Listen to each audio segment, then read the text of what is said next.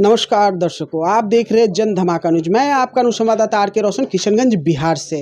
मौजूदगी ठाकुरगंज प्रखंड के पावर हाउस नामक जगह पर है, जहां कोचा धामन के पूर्व विधायक मास्टर मुजाहिद आलम का आगमन हुआ है। चलिए मिल मास्टर मुजाहिद आलम से।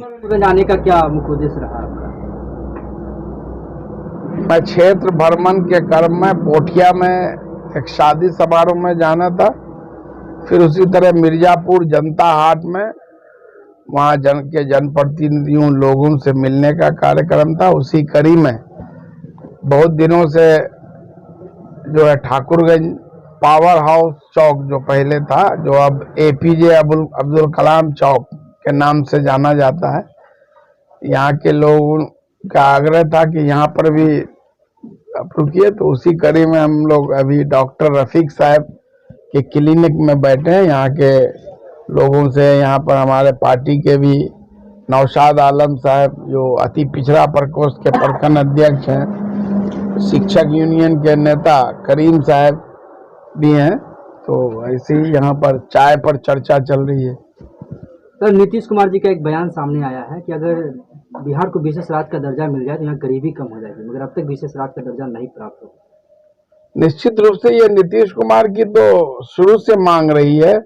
इसके लिए जब हम लोग विधायक थे, कई बार बिहार के दोनों हाउस विधानसभा विधान परिषद से सर्वसम्मति से प्रस्ताव पारित कर केंद्र सरकार को भेजा गया कि बिहार को विशेष राज्य का दर्जा दिया जाए, क्योंकि झारखंड राज्य बिहार से अलग होने के बाद सारा इंडस्ट्रीज और जो मिनरल्स वो सब झारखंड में चल गया। बिहार में सिर्फ खेती जमीन और बालू बच गया। तो उसकी भरपाई के लिए अगर जो विशेष राज्य का दर्जा मिल जाएगा तो केंद्र प्रायोजित योजनाओं में अभी 50% से 60% तक जो है पैसा देना पड़ता है, किसी में 40% तक बिहार सरकार को। अगर विशेष राज्य का दर्जा मिल जाएगा तो केंद्र प्रायोजित योजनाओं में 10% पैसा ही बिहार गवर्नमेंट को अनुदान लगेगा। इतने पैसे की जो बचत होगी तो उससे दूसरे कामों में बिहार में और इंफ्रास्ट्रक्चर डेवलपमेंट और रोजगार के संसाधन उपलब्ध कराने में जो है मदद मिलेगी। तो बिहार को उड़ान भरने के लिए विशेष राज्य का जो मुद्दे का जो मांग जो है बिल्कुल जायज है। केंद्र सरकार को इस पर विचार करना चाहिए। केंद्र सरकार के द्वारा बिहार में जो बजट दी जाती है उस पर उप मुख्यमंत्री जी का एक बयान सामने आया है कि उसमें स्वतंत्रता व्यवहार किया जा रहा है बिहार के साथ। निश्चित रूप से अभी आपने देखा कि डेंगू के लिए जो दिया गया है उस संबंध में बिहार की आबादी कितनी है और यूपी और गुजरात आप देखेंगे कि उसके तुलना में बिहार को माने बहुत कम मात्रा में जो मदद दिया गया है। उसी तरह दूसरे चीजों में जहां बीजेपी शासित राज्य हैं उनको जो है लिमिट से ज्यादा पूरा दिल खोल के उदार हो के मदद कर रहे हैं। और जब जहां बिहार की बात आती है या फिर और भी दूसरे राज्य हैं, बगल में बंगाल है, ममता बनर्जी, या और दूसरे राज्यों के साथ जहां बीजेपी का शासन नहीं है उसके साथ सौतेला व्यवहार किया जा रहा है। सर, आप ठाकुरगंज दौरे में और यहाँ का एक विशेष मुद्दा ये भी है खरखरी भरभरी पुल। अब फिर से खरखरी भरभरी पुल की जो चर्चा है वो बिल्कुल दबते जा रही है। सर, खरखरी भरभरी पुल को लेकर के पिछले दिनों में यहाँ के नौजवानों द्वारा धरना प्रदर्शन किया गया था। मैं भी यहाँ आया था और इसको लेकर के मैं भी अपने स्तर से कई बार माननीय मुख्यमंत्री को और जो है संबंधित विभाग, ग्रामीण कार्य विभाग और पथ निर्माण विभाग को अपने तरफ से जो है पहल किया गया है। अब मेन मामला है कि जब 2014 में जब डॉक्टर कलाम कृषि कॉलेज के शिलान्यास में माननीय मुख्यमंत्री नीतीश कुमार जी आए थे और मैं भी वहां मौजूद था, वहां पर लोगों द्वारा पुल निर्माण के लिए खरखरी घाट पर मांग की गई थी। माननीय मुख्यमंत्री उस वक्त भी आश्वस्त किए थे कि मुझे अगर पहले से सूचना मिलती तो मैं यहाँ इंजीनियर्स की टीम को भेज दिया था। मेन बात है कि वहां पर एक इशू है, कुछ लोग चाहते हैं कि खरखरी भेरवेरी पर बने और वही दूसरी तरफ जो छतरगाछ मार्केट है उसके पैरेलल जो पथ निर्माण का सड़क है वो घाट जो बोलता है कि वहां पर बने। और इसी विवाद में मुझे लगता है कि ये मामला पीछे जा रहा है, इसलिए सबको एक होकर के जहां भी हो एक जगह पहले पुल बनना चाहिए। महानंदा बेसिन के जो काम है वो भी अब तक तो नहीं बन पा रहे। महानंदा बेसिन का जो काम है वो 5 फेज में होगा, टोटल 5 फेज में, और उसमें से फेज 1 का काम पूरा हो गया है। फेज 2 का काम जो है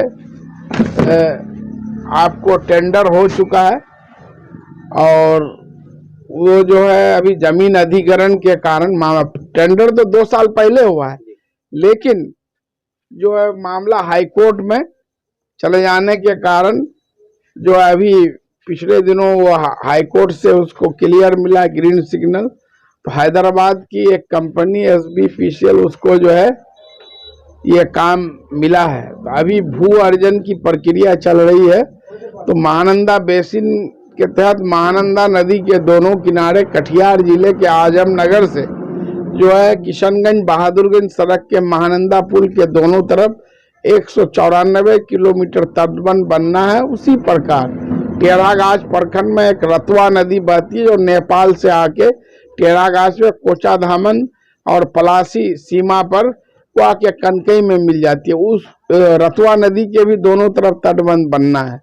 तो इस काम में हमारे जनप्रतिनिधि स्थानीय लोग जितनी जो है दिलचस्पी दिखाएंगे उसमें काम उतना तेजी से आएगा। इसमें लोगों का कुछ कुछ विवाद भी है, कई जगह मैं भी गया हूं लोगों की शिकायत पर। बहुत जगह जो बांध का अलाइनमेंट है उसके अंदर में भी गांव पड़ता है, तो गांव वालों को डर है कि बांध के अंदर अगर मेरा गांव पड़ता है तो पार में मेरा गांव डूब जाएगा, घर डूब जाएगा। तो ऐसी कोई बात नहीं, जो भी गांव या घर उस अलाइनमेंट के अंदर में पड़ेगा उसको प्रोटेक्ट करने के लिए अलग से बांध से उस गांव उस टोले को गांव को रिंग बांध से जो प्रोटेक्ट किया जाएगा।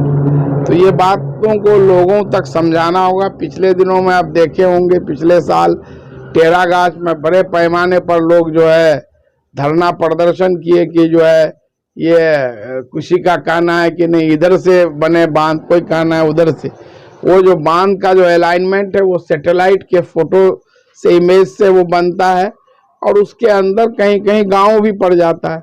और जो नीचे इंजीनियर्स और जो राजस्व विभाग के कर्मचारी अमीन वो जाके उसका मिलान करते हैं कि किसकी जमीन से होके गया, और जिसके जमीन से होके बांध गुजरेगा उसको जो है भू अर्जन के तहत उसको मुआवजा भी दिया जाएगा। ये काम में जितनी तेजी होगी वो होगा। उसके बाद फिर फेज 3, फेज 4, फेज 5 फेज में कोई भी एक नदी मेची हो, छोटा कनकई हो, यहाँ की सारी नदियों के दोनों तरफ तटबंध बन जाएगा। सर आप जो ठाकुरगंज में है, ये ठाकुरगंज के डिग्री कॉलेज से एक मामला सामने आ रहा है कि उसकी मान्यता रद्द होने वाली है सर, UGC का 20 लाख से अधिक रुपया बकाया होने के कारण।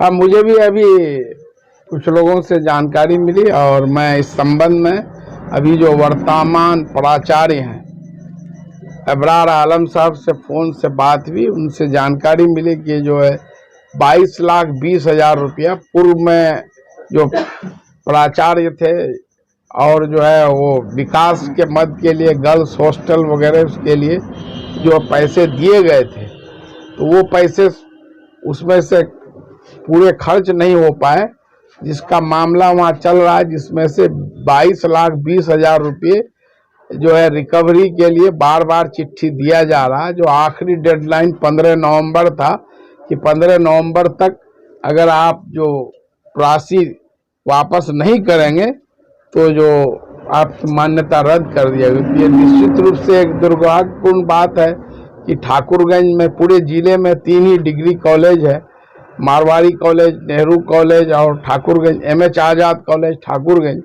और अगर ये इनकी मान्यता रद्द की जाएगी तो इतनी बड़ी तादाद में जो हमारे इस कॉलेज में छात्र और छात्राएं अध्ययनरत हैं तो उनके भविष्य का क्या होगा।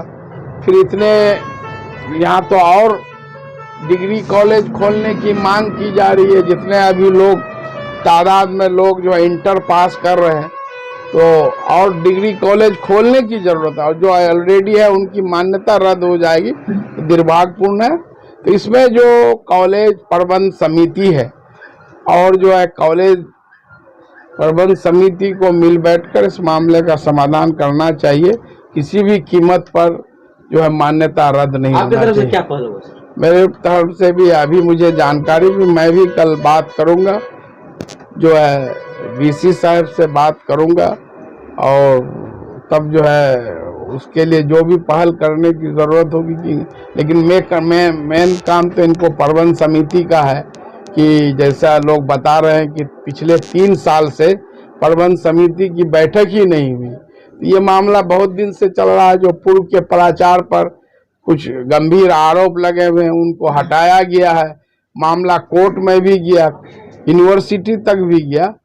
तो प्रबंध समिति की मेन जिम्मेदारी है। प्रबंध समिति के लोगों को इस मामले को अब तक हल कर देना चाहिए, और जब वो लोग नहीं किए कर पाए हैं, तो हम लोग भी प्रबंध समिति के जो भी जिम्मेदार हैं उनसे आग्रह करेंगे, रिक्वेस्ट करेंगे कि ये हमारे इलाके के भविष्य से जुड़ा हुआ ये मुद्दा है, छात्रों के भविष्य से जुड़ा हुआ है। इस पर सब लोग एक होकर के इस मामले को जो हल करें।